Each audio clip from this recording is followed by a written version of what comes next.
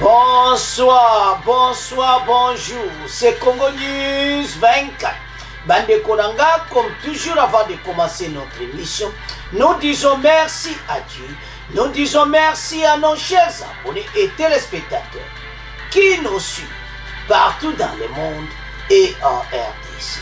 Bande Konanga, soyez les bienvenus. L'émission na biso auto développaka ensemble to sur la carte districtaka masolo ya mboka. Bande ko lelo eza pasi parce que FARDC aza en face, il y a deux armées na Bunagana. L'armée rwandaise et l'armée ougandaise bango mibale baza na M23. Alors bande konanga boyoka ba détail l'émission oyo balobaka l'heure est grave. Alors on va commencer cette émission avec dossier bande konangai. Révélation de la Tanzanie sur des maisons préfabriquées. Boyoka réaction ya Jamal, tokoyoka réaction ya Maître Kapiambia. Bande koma kamba wa maison préfabriquée oyo Tanzanie a indisi. Alors bokoyoka peut-on la connecter, peut-on développer ensemble. Deuxième point chez téléspectateurs. Yo toloba kete secret dévoilé face à des armées rwandaises et ougandaise, alors bande koza complot moko ya kosakana ngote. Donc zo moane que FARDC aza en face, il y a des armées ougandaises et rwandaises. Alors bande konanga toza la connecter parce que mote peli na plateau ba bimisi ba secret nyonso ete Uganda za na sima. Ne mission le boyoka kete ba véhicule ya armée ougandaise et zo katsa na ba arme et zo katsa na frontière à Bunagana. C'est pour cela que FARDC impossible il y a qu'on récupérer Bunagana, je me suis. Alors, tous à la connecter, peut-être développer ça. Alors, bande konanga émission na biso bandi. Boye bisabaninga nyonso place aux alliés. Tous à la temps on a un coquille auto sangana ensemble. Parce que ma solo a lelo bande ko. Ndembo landi l'introduction de ma kamboza minene à l'est, mais on est à point suka. On va commencer cette émission bande konanga avec le dossier ya maison préfabriquée. Oyo Kamere et Jamal zete aux arrêts, bazaki na makala, babimi. Mais ba révélation utina Tanzanie et Tchepena Mugulu. Selon la Tanzanie, ba maison wana ezakuna pour le moment. Mais eza na ba conteneur mbongo de douanement ba futate il n'y a rien botala bande ko dossier oyo tozana ngolilo. Et puis ce qui est grave, avocat ya Jamal a le courage ya koloba que voilà na contrat bayoka na kibongote. Mutulera zaki na makala azai ko boni mena bimi libanda boyo ko avocat Jamal azoloba bande ko zo sala pasi pe mawa o balobaka l'heure est grave o mona que situation oyo et bela mbongo ba congolais bimi 57 millions mena ba maison préfabriquée et yakate ba koti makala mena ba maison préfabriquée en Weza menana Tanzanie. Mais eza kuna mena Tanzanie a pesi message dévoilé était ba futa ilokoti. Bongo bela mbongo bazwaki. Ba de bonne émission boko yoka avocat na ye o alobi boko yoka maître Georges Kapiamba pe a ko expliquer situation.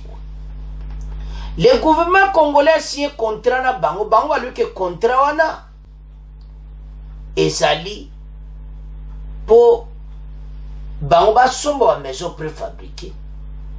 Mais gouvernement yemo ko fa même transport nango tina Kinshasa. Bango ba kika ko installer ya.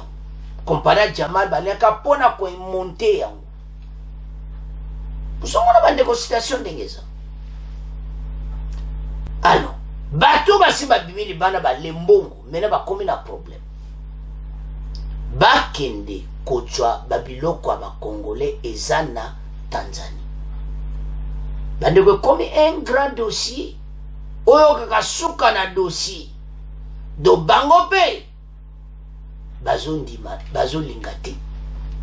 Alors leto otala makambo yo avocat da kunko saloka ba discussion po di liberté bobimi lelo akomo lobaki toyoka na kibongo te me ba documents Mena mette Joe Kabambati Bangon Nzela habite à la gouvernement pèse 57 millions.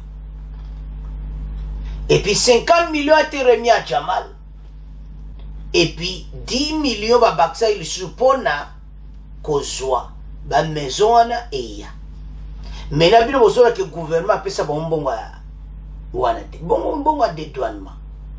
Ba freignoso bande ko makambo za mobulo awo. Alors, tomeka nanu kotanga yango to comprendre les situations yango parce que eza mawa donc bongo oyo ba BBC bato yo bazo continuer kosala ba discussion. Alors nous allons lire ensemble révélation de la Tanzanie sur des maisons préfabriquées. Bandeko ezo sala pasi na ndenga mukete parce que bango bayebi que il faut penza bambongo nyonso ezana maboko bango il fallait basala makambo itu. L'avocat de l'opérateur économique libanais Jamal a réagi mardi 12 juillet au sujet des maisons préfabriquées commandées par la RDC que la Tanzanie menace de vendre aux enchères. Selon lui, il appartient à l'État congolais d'acheminer des maisons en RDC. Bandeko selon avocat na Azulobaki mpo biloko ndenge kangami na port à Tanzanie na douane à Tanzanie il faut aider ces yémois comme ça na destination alors que ba pese bomba mbongo nyonso. L'avocat Jamal Alobiboui, notre client avait le devoir d'implanter les maisons dans le lieu précisé par le gouvernement congolais. Pour le reste, il appartient au gouvernement de dédouaner ces maisons et les acheminer au pays. Sur le lieu indiqué, les maisons Kachachi, c'est le gouvernement qui les avait ramenées. Et M. Jamal a implanté ces maisons. C'est depuis 2 ans que mon client veut acheter toutes ces maisons. Nous espérons que le gouvernement ramènera ces maisons, a argué l'avocat de Jamal, Ernest Mosepodio. Bon, somba yango, mais pourquoi yango? Biloko bana 2020, andeko bateau bazana problème sérieux. Donc, aux hommes qui bazana situation moko ezana simawana, mais makamute kobima. Il insiste que les clauses du contrat l'ayant lié à l'État congolais désignent Jamal pour implanter ces maisons, dont le cas militaire Tchachi. Si le gouvernement tanzanien fait une déclaration qu'il aurait voulu vendre aux enchères, c'est tout cela doit se faire au moment où nous parlons. Je pense que a déjà formellement une formation de ce genre. Encore moins, mon cher client. C'est un devoir du gouvernement congolais d'acheminer les maisons de M. Jamal s'occupera de leur implantation, la somme de 57 millions de dollars. Alors, Toyoka, ndenge bakamango ezotoka ba discussion. Bon, on continue mission na biso. Vous le savez, le gouvernement tanzanien menace de vendre aux enchères les maisons préfabriquées commandées par la RDC et qui sont bloquées depuis 2020 à Dar es Salaam. Ces maisons avaient été commandées pour des militaires et policiers congolais dans le cadre du programme d'urgence des 100 jours du président Félix-Antoine Tshisekedi. Pour les autorités tanzaniennes, les droits des douanes ainsi que d'importants frais d'entreposage et des pénalités n'ont jamais été payés malgré plusieurs correspondances envoyées au gouvernement congolais et parce qu'il y a un contrat signé entre le gouvernement congolais et la société qui a perçu l'argent. Ce contrat doit s'appliquer conformément à la loi sur le marché public et au droit administratif congolais en vigueur. C'est ce que soutient le professeur Jean-Claude Chilumbayi, un autre intervenant dans cette émission. Il pense que rien n'est encore perdu. Le projet des maisons préfabriquées peut encore être exécuté et s'achever. Le professeur Jean-Claude Chilumbayi, député provincial et cadre de l'UDPS, dans cet extrait sélectionné par Guy Maté. Jamal doit continuer avec les travaux. S'il ne continue pas, il est de bonne loi que l'État congolais s'active à lui appliquer le droit administratif applicable en la matière et qu'il lui fasse payer. Moi, je ne suis pas non plus d'avis que l'État congolais débloque de l'argent à ce moment, à moins qu'il soit prouvé. Je dis, j'insiste, que l'État avait encore un engagement à pouvoir dédouaner. C'est bien. J'ai même aussi appris qu'il y avait des exonérations dans cette affaire et tout cela n'a pas été clair. Les pouvoirs administratifs dont bénéficie l'État congolais en la matière peuvent permettre qu'il récupère sans trop de casse ce qui a été perdu et que ces travaux s'achèvent effectivement. Il faudra que le ministère et le département de l'État en charge de cette question s'activent avec rigueur pour que très rapidement que les Congolais voient ou revoient les élections cette année. Alors, bande konanga tolandi biso nyonso wana. Soko zo comprendre le dossier yo. Ozomona clairement bandeko. Ete bato ba zimbongo bakumotia siko ba discussion. Comment ba pesa bino mbongo 57 millions bolo ba ke mbongo ya transport na ngweza te na kati. Alors que biso tout olanda ki jugement. Pourquoi? Ouazaki na présidence na protocole, ouazaki na caméra wana Moïma, pourquoi il a été arrêté? C'est pour la makama de douane, mambongo ba pesaki. L'avocat de Jamal a dit bango bazawana poka biloko comme à la destination, bango siko ba installé. Après makala, balimba banako sala musala, mais entre-temps, ba bandi ko boma wa contrôle basalaki. Donc ils ont montré clairement que bateau yo ils sont mutassi à lembongo et comme ça a comme on a problème mais si quoi fait ça là gouvernement insistait que bango faut pas dédouaner biloko wana entre temps la Tanzanie lui torote kango vente aux enchères ceux qui boye ko swati botala et pas problème économique donc ils a un problème sérieux l'avocat de Jamal a ko insister qu'il a contré za bongote est-ce que c'est vrai? Bon. C'est quoi? Il faut pas prouver. Hein. Kamere tala bateau yo joaki na cop basala ba maison fabriquée. Tale pas wapi ba ke boka ba maison fabriquée na Tanzanie. Mais na Tanzanie so menace ngo fa des enchères tout bandeko to landi biso nyonso. To yoki. L'avocat ça ko insister. Mais ko insister comment? Est-ce que ba pesa bine bela mbongo wana baloba ke transport ezaki na kati alo biso to landa yi procès il y a même déjà arrêté pour la dédouanement donc botala la situation so la niño so caméra yé mutaza moteur parce que caméra même muhima caméra mutatina ki muhima dédouanement même la jugement caméra wangana kayemba ayeba ka muhima te akokutane ka mukolo wana non. Alors, makambo nyonso comme le kola histoire. Mais l'autre ntolo ba ke problème ezongi. Parce que biloko ba Congolais et kangami na Tanzanie. Kamere bimisa mbongo biloko elonga na Tanzanie pe kangami eya. Parce que bozana faute moko total, bozana place à koloba te pa ba Congolais. Alors, toyoka maître Kapiamba ndengeni ya kosopa masolo, bon to continue mission na biso.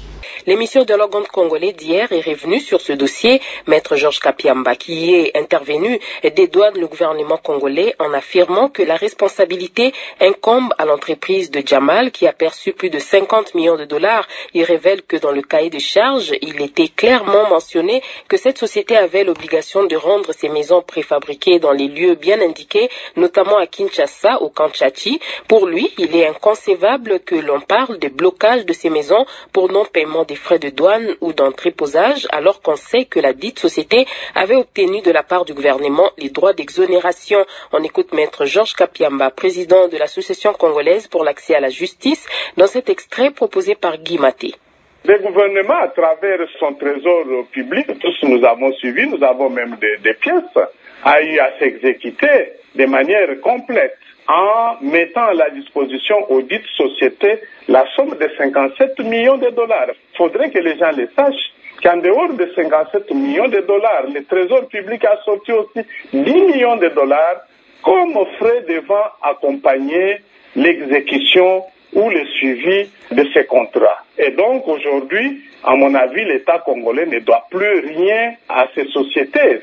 S'il est établi que la société n'a pas amené les biens pour lesquels elle avait reçu les 57 millions, je crois sur le plan civil, elles devront faire l'objet de poursuites, des condamnations avec des saisies. L'État doit prendre ses dispositions pour aider la République à récupérer soit les 57 millions ou soit les biens en contre-valeur.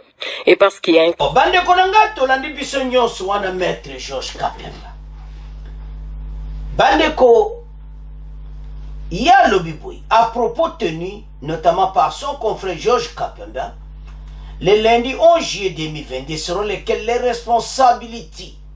La responsabilité, je m'excuse, incombe à l'entreprise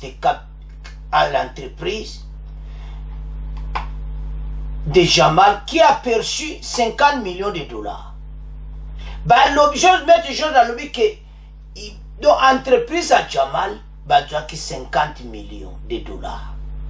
Alors, Baza responsable, il y a comme un bilan. Le gouvernement de la RDC, à travers son trésor public, a eu à exécuter de manière complète, en mettant à la disposition de la dite société la somme de 57 millions de dollars. Il faudrait que les gens le sachent, le trésor public a aussi sorti 10 millions de dollars qu'on ferait pour accompagner le suivi de ce contrat. À mon avis, l'État congolais ne doit plus rien à cette société. Le gouvernement tanzanien menace de vendre aux enchères les maisons préfabriquées commandées par la République démocratique du Congo et bloquées depuis 2020 à Dar es Salaam.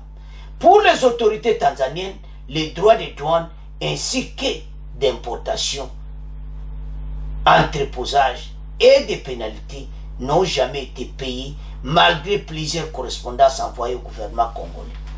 Alors, Bandeko Botala,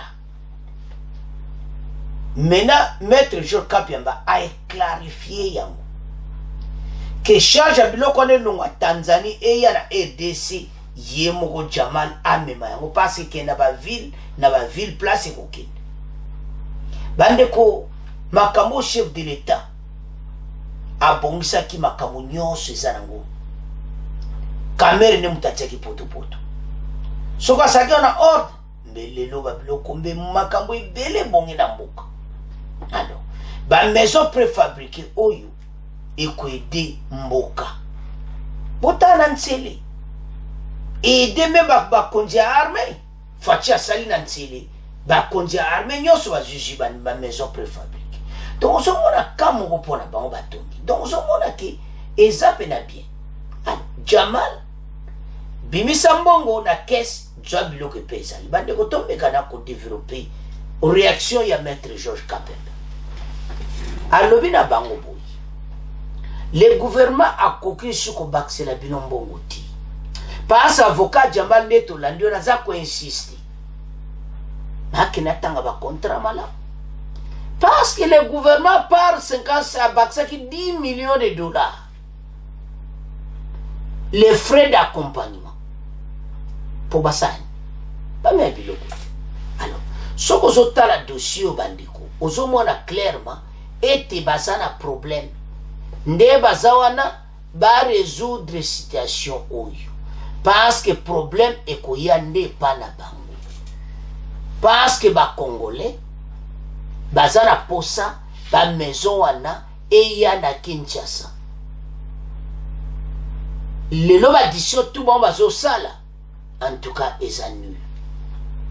ba congolais baza na posa ba exécuter contrat sikoyo kamere lelo za libanda tala makambo otiki des maisons préfabriquées bateau sale na bango badi bande kona makambo nyonso so salaki likambo kop mona mutu wana makambo ne ke bien te déjà yo mutu en tête oza responsable yango nalobaka makambo ebele voilà mais yo mutu ozaki responsable à projet omeme on a désordre lelo tala siko maintenant gouvernement pas à déterminer parce que maître je quand malobi que gouvernement RDC bako pesa Jamal Mbongo ti Jamal akene ko jabilo ko ana na Tanzania ya nango bande ko yindi te balobi ke so ba pesi soko ba yete ba ko teka yango sanche ba conteneur wa nyoso to moni ba conteneur biloko plein à craquer maintenant ba zo biloko wana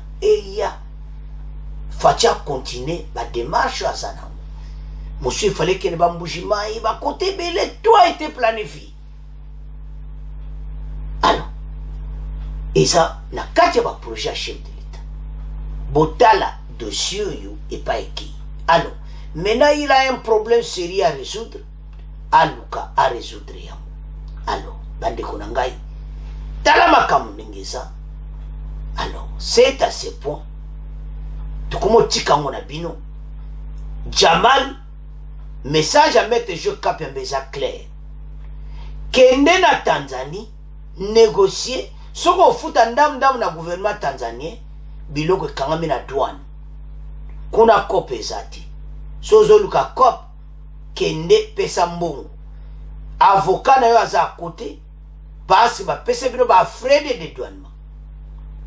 Alors, la responsabilité de mettre Joe Kapembalobi à la société de Jamal.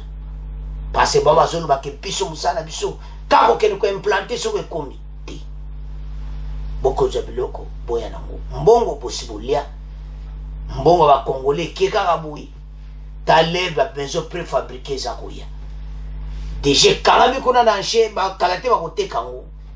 Jamal kene ko jabiloko tuyo caméra jo leçon. Na makambo nyonso tale pai makambo ko et maintenant ba caméra nyonso ba ko na problème soki biloko wana ba teki ya parce que Tanzanie a pesi message makambo nyonso za na délai à le vente aux enchères. Maintenant qui va payer tout ça? Des millions de dollars ba bela banda ko de plusieurs conteneurs o bamba somba kitaba kangi bango ba sala ba commande mbangwa. Maintenant babimi na makala abimisa mbongo et ya pona dédouanement et puis et comment na Kinshasa gouvernement bo pesa bon sumbongo te mbongo balia ki koki babimisa biloko. C'est à ce point to mo clôturer premier point to mo kena deuxième point oyo bo mboka bande konanga. Alors bande konanga to komina deuxième point na biso bande ko. Deuxième point oyo obalobaka ici yindi. Situation pena obalobaka l'heure est grave. Armée ougandaise pe baza sima ya M23. Bande ko za dévoilé. Toko kena malema to meka ko développer ngo très bien. Tout a commencé. Na oyo boyoka une mission à lobby. Et te ma véhicule ougandais au 400 ngambo tout ça. Alors menez à qui dévoiler une mission na Kinshasa. Débé zalaki. Alors balobi clairement que bango bazana kati. Maintenant tozo mona tina monte Uganda a continuer sur ma cambona ya ba ADF. Bande kozo sala pasi Sony pe mawa. Bato to mona ki to tambo na bango to benga na ADF to ne bazana ba agenda caché abuna Ghana fa desa zo bundana des armées, l'armée rwandaise et l'armée ougandaise. Donc eza impossible fa desa boto la buna Ghana mena ba secret bimi. Ba Congolais faut partager mission. elekaki na Kinshasa bato ebele mosusu bakoyoka te mosusu baotia kate na makambo mosusu elekaka me biso ale toyaka na info soki otangi bandeko luko partage situation eza pena mobulu armée ougandaise baza associé na armée rwandaise biso bato tolobi te okoyoka yango. Tout a commencé avec le ministre de l'Industrie Julien Paluku boyebi ke ye azalaki gouverneur ya Nord Kivu kala batuni ye question sur FARDC dossier ya Bunagana alobi ke abandi na koexplike situation moko claire abi ayebisi Fatimaka banégociation wana tokomi na point moko ya faiblesse pe parce que so tozokende banégociation ezomona esprit ya faiblesse armée fort eza pression pe ye likola Faci abi armée fort banégociation pe kozala te biso il faut to construire armée na biso so to construire armée à makasi to ko négocier na bato te ngala sepeli côté alobi to construire armée fort mais côté à négociation na d'accord na yeti mais to koyoka parce que so to négocier zani tozoluka Faci aza na ba stratégie oluka raison mais situation sur le terrain et ce mois qui biso toza faible par rapport à attaque on passe à des armées si ma 1-23 soi-disant. Alors je n'ai pas lu qu'à l'objet comme étant opposé défense na biso makasi mais l'objet sur le kamwa kitoko ami makambo eleki na Luanda Faci azaki en face ya agresseur et puis va féliciter président Yangola na ndenga sanksi parce que ezaki en face na muto aza ko attaquer eza ba kamo ko rapo batu bakutana bongo nous avons la chance bandiko alors et moi ni clairement Rwanda aza sima ya M23 mais problème ko lobi ana clairement lobi tala va se bele ba yoka ki président rwandais te le ba uti Rwanda yesu alekina RFI France 24 ba tuni ba question alobi ke ya yebi M23 ta wangani mais ministre Julien Paluku alobi boyi alobi ke ya ko kondimati parce soko andimi communauté internationale ba ko condamner mais va faire sur la table bilamba nyonso na RDF sur le baki pe ministre Julien Paluku alobi que azaki na choité acceptaki kuna mais na libanda media makambo ezai kuna kolobango te na libanda media lobande mususu parce que communauté internationale ba ko condamner mais c'est quoi question ba ko tuna ka pourquoi sien qui cesser le feu ce qui yoza mokonzi na bango te alors bandeko secret dévoilé FARDC face à des armées dont Zobunda na ba armée mibali eza somo bandeko na ngai pour sa part je m'excuse les M23 continuent à revendiquer des pourparlers avec le gouvernement afin de mettre fin à la crise sécuritaire dans le Nord Kivu dont M23 a zosenga sur le gouvernement alors que c'est impossible. L'ancien gouverneur du Nord Kivu Julien Paluku estime que les accords de paix ne suffisent pas pour résoudre les problèmes comme celui de M23.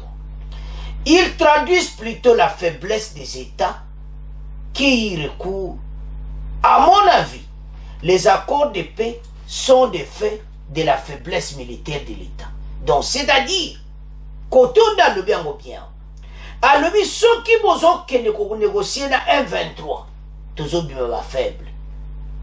Les États qui sont militairement forts ne recourent pas aux accords de paix. c'est une interpellation que j'ai toujours faite depuis que j'étais gouverneur, a indiqué le ministre de l'Industrie. Julien Paluku rappelle que les accords de paix répétitifs de la RDC a signé depuis la nuit des temps n'ont jamais amené à résoudre effectivement les problèmes de sécurité. Qu'aussi un accord na M23 et un point faiblesse, on a d'accord. On a d'accord que il s'occupe à Luanda. Non, il y a Luanda, monsieur le ministre. Wana, président a même stratégie qui toko. Et puis, bon, il y a mon gars qu'on a somo. Donc, à Tokena Malema, Lemba Tozaka na ministre de l'Industrie. À Lobi de Suzuki, occupation de Bunagana, Botana Saba Photo. Occupation de Bunagana par M23, la RDC doit construire son système de défense, si gère Julien Paluku. Alors, Bandeko, Wana Julien Paluku, après Tokokende, na Oyindi, le Rwanda et l'Ouganda contre la RDC. Mais Toyo Kananu Julien Paluku, Oya Lubi, Bongo, to avancer l'émission, parce que ça chauffe. Makambo Oyo Bandeko, Aza raison, le Bikiba Bongsa armé ma casse. Alors, Toyoka, extrait Oyo, bon, to continue l'émission. Il a été défait le 6 novembre, durant le 5 novembre 2013.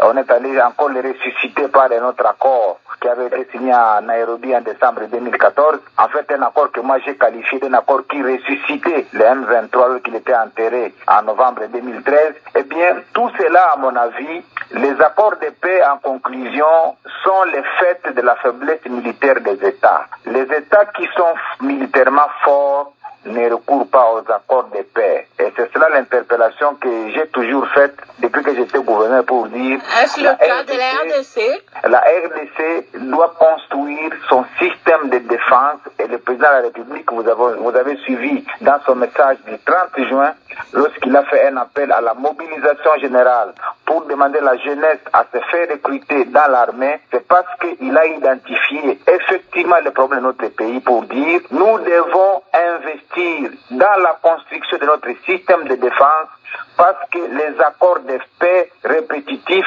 traduisent la faiblesse de notre système de défense et de sécurité, étant donné que nous les avons signés depuis la nuit des temps, mais ils ne nous ont jamais amenés effectivement à résoudre les problèmes. Est-ce le cas pour la RDC, M. Paluku? On peut parler des faiblesses militaires aujourd'hui de la RDC, raison pour laquelle le gouvernement recourt aux accords. Je suis en train de faire une analyse à chacun de pouvoir tirer une conclusion. Vous vous rappellerez par exemple que la rencontre que le président de la République a eue le 5 juillet à Luanda avec le président Kagame, pour moi, c'est une rencontre révélatrice parce qu'au moins on est arrivé à mettre en face les vrais acteurs. Parce que tous les accords qui ont été signés mettaient en place les épouvantails, c'est-à-dire les gens qui n'étaient pas les auteurs et les acteurs réels. Donc, la force de la diplomatie congolaise s'est révélée le 5 juillet lorsque le président Lorenzo a mis en face le président de la République Félix Tshisekedi, qui est le chef de l'armée qui se bat à Rutshuru, à Bunagana notamment, et le président Kagame qui se bat aussi à Rutshuru. Et c'est ça la force de la diplomatie congolaise, lorsque les acteurs en conflit se sont retrouvés au lieu de nous ramener effectivement les épouvantails qui ne sont pas les acteurs. Et donc je considère qu'à partir du moment où les acteurs se rencontrent au sommet, on est en train d'être au début de la solution aux problèmes dans la région des Grands Lacs. Monsieur Julien Paluku, le président Kagame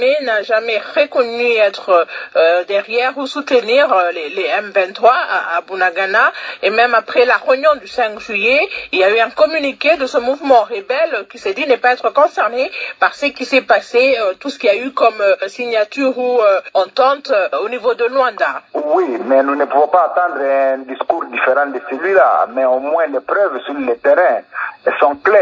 Imaginez-vous, pour ceux qui ne le savent pas, que vous êtes à Tchanzu c'est à 0 mètre du Rwanda, et que des militaires ont une puissance de feu reconnue par la MONUSCO qui est supérieure à celle d'une armée comme celle de la RDC, à 0 mètre du Rwanda, comment on peut s'imaginer que cette puissance de feu tombe du ciel alors que la frontière est à 0 mètre? Comment on peut avoir des effets militaires avec des écrits RDF de l'armée rwandaise? Comment on peut avoir des armes avec des indications d'un pays fournisseur qui a bien indiqué que c'est lui qui a fourni ces armes, et qu'un pays continue à nier que c'est pas lui le fournisseur? Donc moi je pense qu'il y a des langages qu'on donne pour la consommation diplomatique et des langages que nous comprenons en tant qu'acteurs parce que nous manipulons un certain nombre de données, et il y a des choses qu'on ne sait pas livrer à l'opinion pour ne pas vexer un certain nombre de paramètres sur le plan de l'opinion publique. Mais je crois que les experts qui manipulent les données que nous voyons sur le terrain savent exactement que ce qui se dit dans les médias et même ce qu'on vous fait consommer dans les communiqués à l'issue des réunions, nous en avons connu des réunions, des sommets des chefs d'État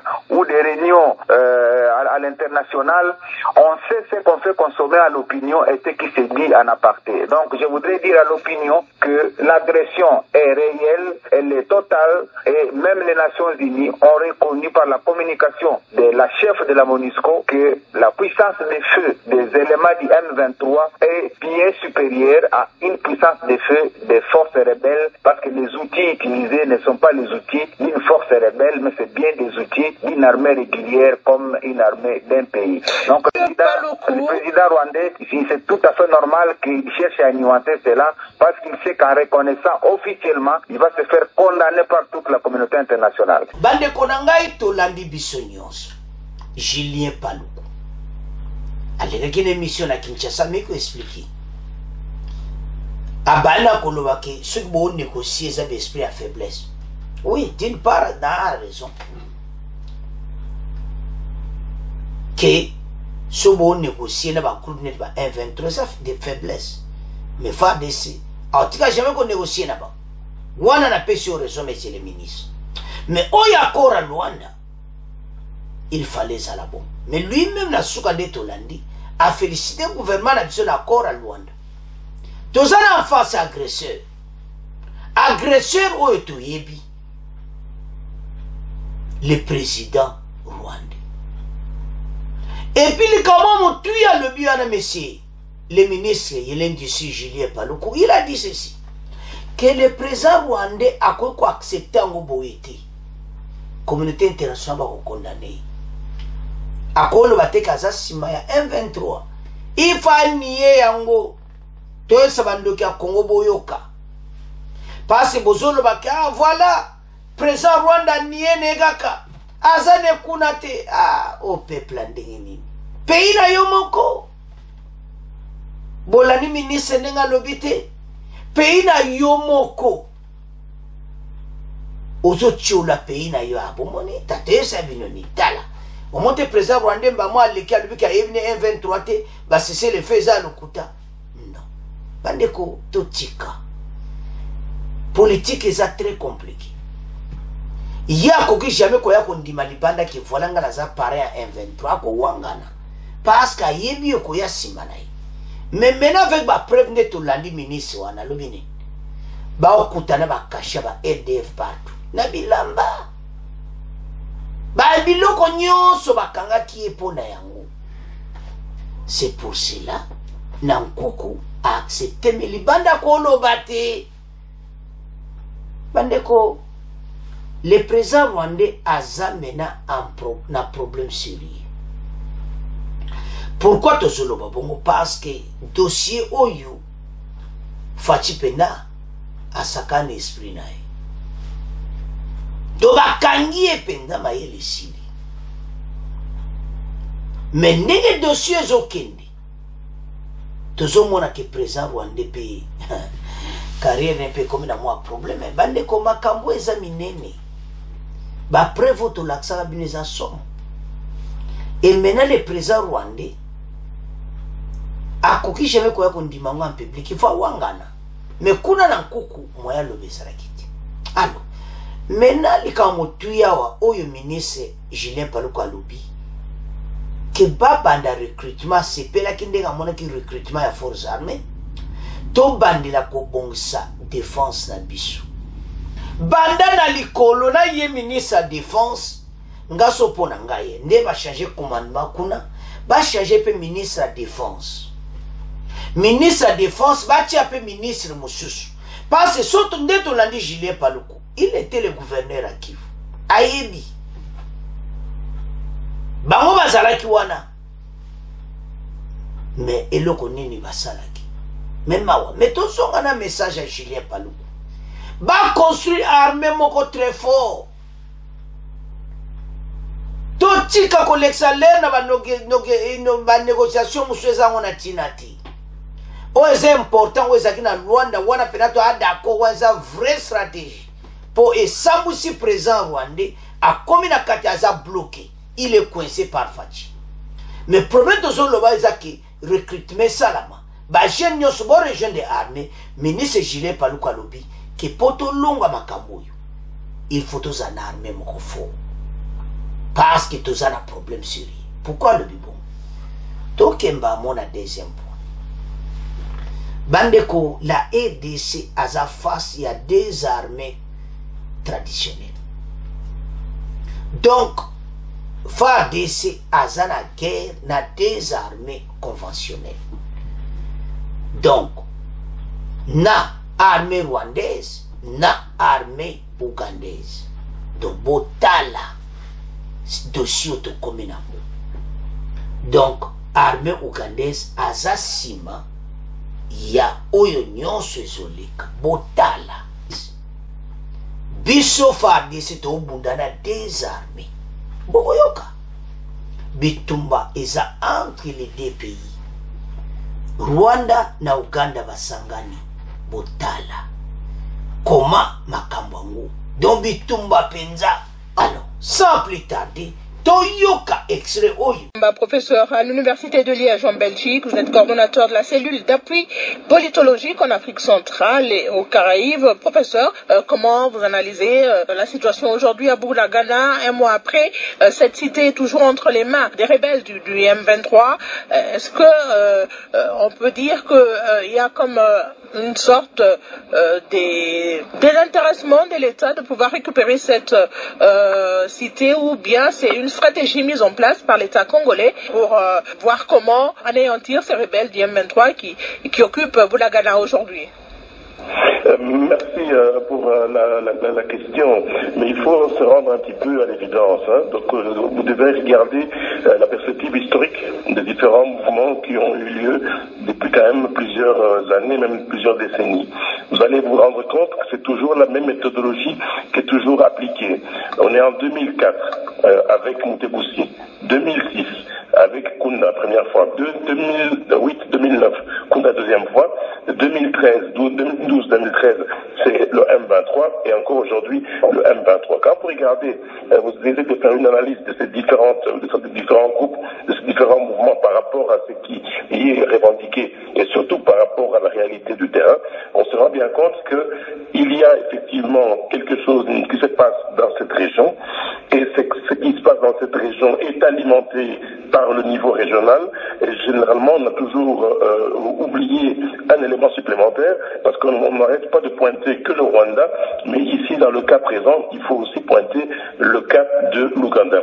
Et vous vous souvenez, même votre reportage tout à l'heure a bien mentionné qu'il y a des mouvements de troupes ougandaises vers Bunagana avec des armes et des munitions ainsi que de la nourriture pour les militaires. C'est-à-dire que dans le contexte actuel, il semble bien évident que l'armée congolaise n'est pas en mesure de pouvoir arriver à reprendre cette cité pour la bonne et simple raison qu'il y a d'une part le soutien du Rwanda qui est évident, et d'autre part il y a aussi le soutien de l'Ouganda. La question à se poser, à quoi joue l'Ouganda, puisque d'une part l'Ouganda est dans le grand nord avec l'armée congolaise pour traquer les ADF, et dans le petit nord, il semblerait, d'après parce que même les différents rapports ainsi que les observations que l'on a de la société civile dans la région de Bunagana semblent indiquer que l'Ouganda est aussi impliqué dans ce conflit. Et donc, clairement, il y a cette dimension qui fait en sorte que l'armée congolaise n'arrive pas à pouvoir reprendre cette cité et reprendre même les territoires qui sont conquis par le M23 aujourd'hui. Batoyo, bazo kota na Bunagana, bazo bima, bazo kota na Bunagana, donc mene yebani ete Uganda azape simaya Rwanda. Bazako agressé FARDC dans Bitumba et comme entre EDC na Uganda na Rwanda. Oyo kakamoto epeli bande konangai. Parce que Uganda mena moya wanga na pe esati. Quand on lobaki lobi bakamyo ezokatisa oyo.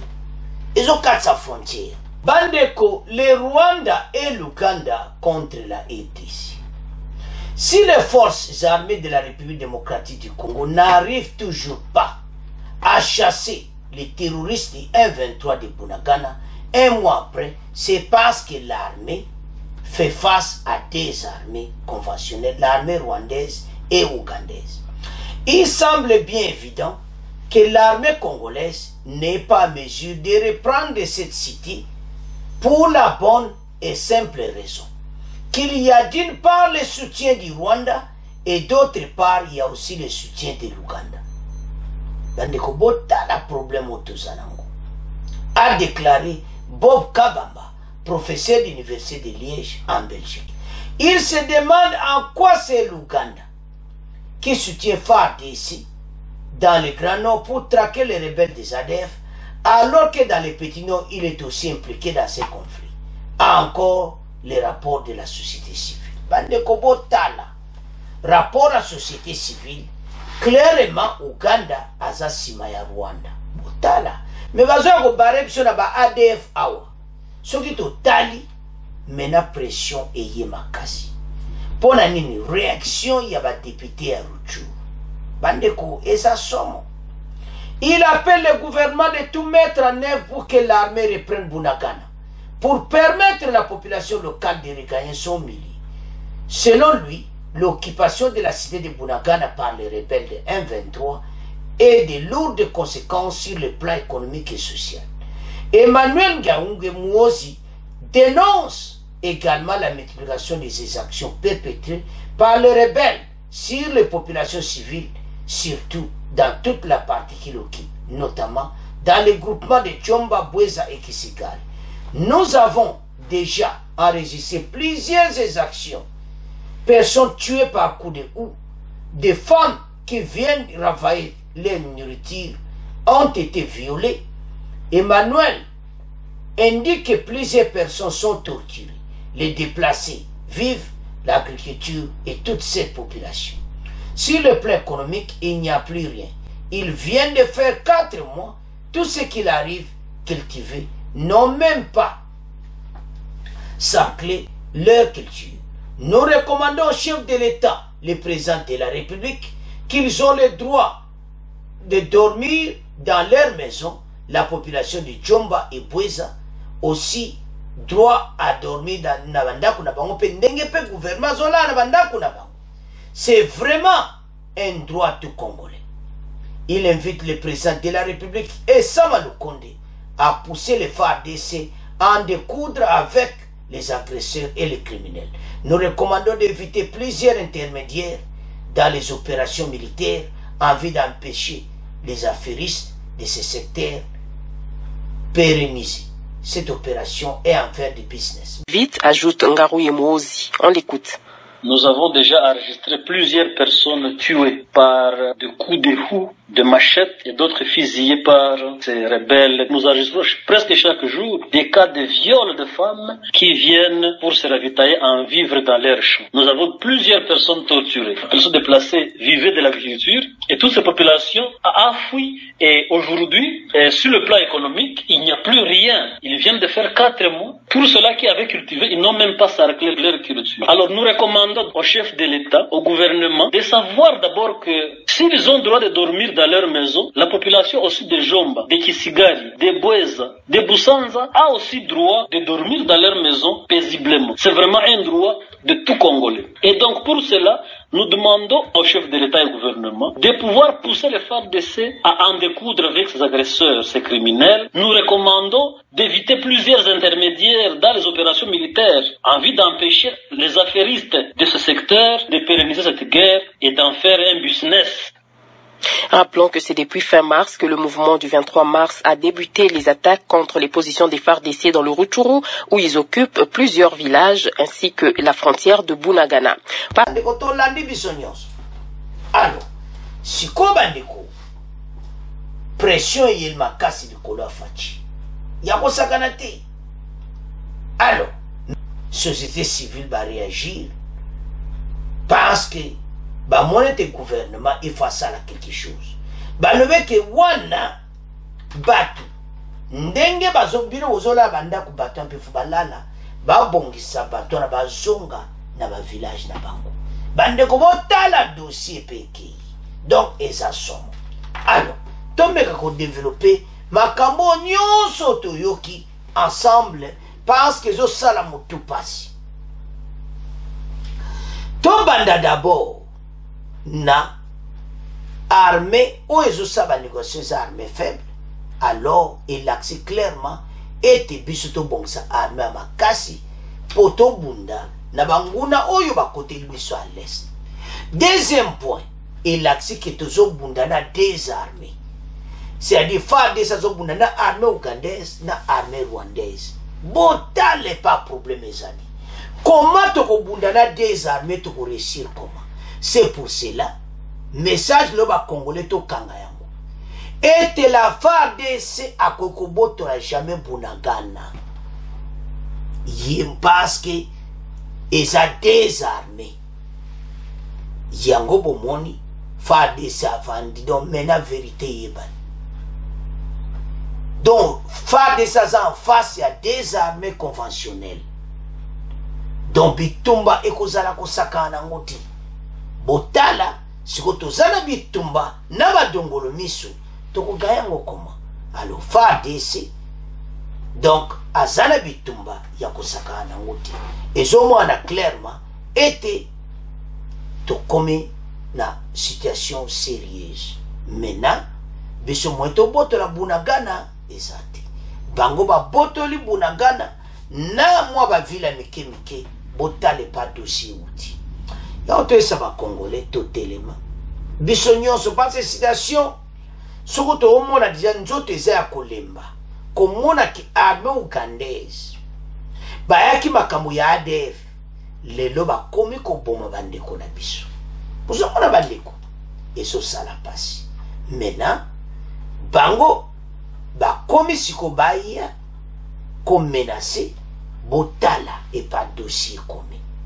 Bande considération est très très sérieux parce que bango ba yaki makama ba ADF ndeni ba komi lisusu na makambu ya bitumba dozo mona clairement était armée ougandaise a comme na problème bande ko bolana ngine mission lobi ba tracteur wana ba karo ezo kota na ba plein ya ba soda na biloko zo uta Uganda don mawa bazo piller ba ressources na ndenga mukiti.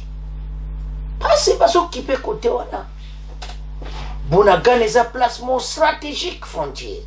Si vous avez un village tu es quand même à Bunagana wana et pas wapi bango bazo sala be exaction bande ko tolandi bazo violer ba mama botala et pas situation ezali donc so tali bien situation peneza mobulu mais to perdre de soi to kolonge tumba oyo to landi. Maintenant, tu comme en face, il y a des armées. Tout le banane armée ougandaise. Baya kia wabalubi kebaya pona ADF. Ah, nzamba lingi biswa. Oye zaba secret de voler bimika batu bazo solo na débat. Professeur Rona Lobi a expliqué nde makambu e bandana 2004, 2006, makambo wa Sun City ye makambo wa 2014 na ndenge les mêmes M23 bayaki les mêmes scénarios ba affaiblir kaka armée na biso même balo bosuki bande ko botala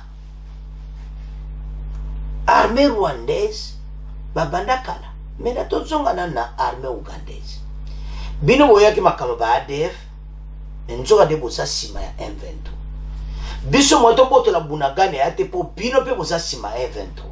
Alors message à biso ça qui armée ougandaise ba quitter to wana pena gouvernement biso tout au partager tout telemela gouvernement qui armée ougandaise a quitter parce que ok. Et puis à petit exemple ya makambo eleka kilobi bakar wana ba véhicule wana zo katsa na frontière plein na ba munitions zo uta wapi zo kende wapi occupation ya Bunagana armée ougandaise armée rwandaise et comité to kabwana na ba parce que bandeko ADF on lelo na centre Beni na Beni ADF a bombé 7 personnes musani to sala ADF na bango me batu bazo kufaraka non gouvernement botika ba Ouganda ba kende ba quitter le territoire congolais bango pe ba yate na ba force bongo bo saba vanda kuna ba force ko ba congolais ba linyango lisuti bande kunzamba linga biso il fallait que makambo na ndi Lorenzo ba reporter date pour la mort de Eduardo Santos ba reporter date comme la fin du mois tala ba secret bando bino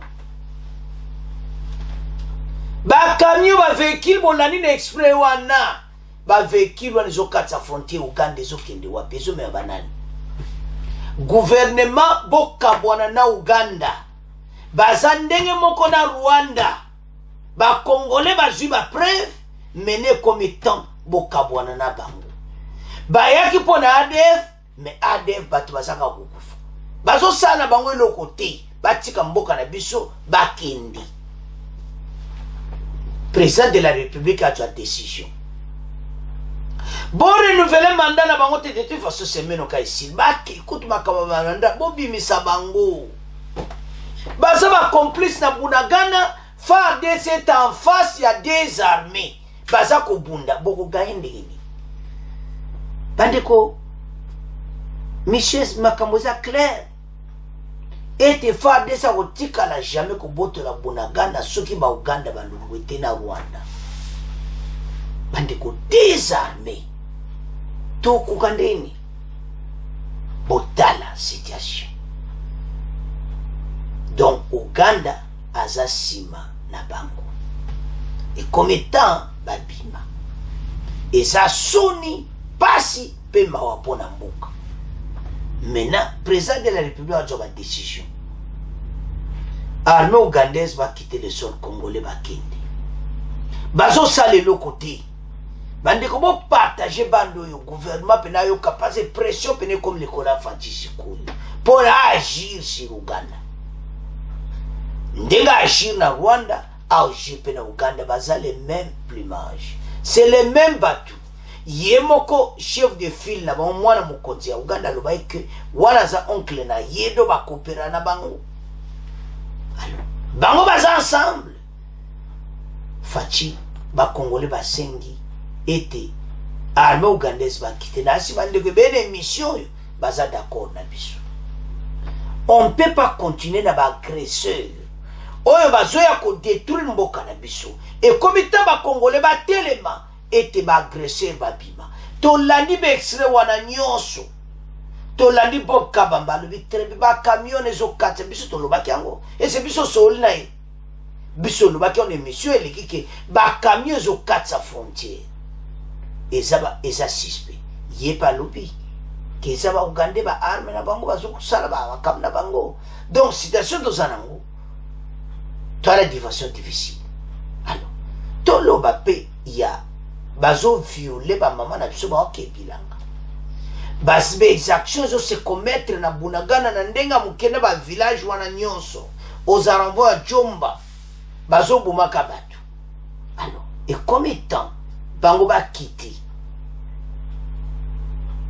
mais biso to se préparer armée à makasi pour bateau basakana sur na bisoti gouvernement somba ba arme makasi o eleki même ya Uganda na Rwanda wana po bisoto gagne bitumba oyo botia priorité bo baksa budget bo jambongo na trésor public et puis ba jeune congolais bo kende bo kota na armée talande basali biso tande ba osaba mama na biso to la nena be extrait wana et comme état congolais nyosa telema alors bande konangai victoire kozala certaine toko gagne bitumba oyo alors mené yebane te faire des ans en face ya des armées ya on ba congolais problème est assuré totika kokabwana tozala ensemble tolonga munguno à côté de biso maintenant toza en face ya armée ougandaise armée rwandaise alors il est temps et comme temps aussi koyo